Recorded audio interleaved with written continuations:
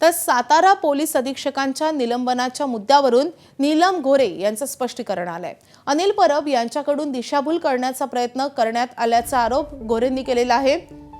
सातारा जिल्हा परिषद निवडणुकीच्या मुद्द्यावरून जो काही गदारोळ झाला, जो गोंधळ झाला, राडा झाला, त्या अनुषंगाने विधान परिषदेमध्ये नीलम गोरेंनी हे आदेश दिलेले होते। त्याच अनुषंगाने नीलम गोरे यांच्यावर काही प्रश्न उपस्थित करण्यात आलेले होते आणि त्यानंतर नीलम गोरेंनी हे स्पष्टीकरण दिलेलं आहे।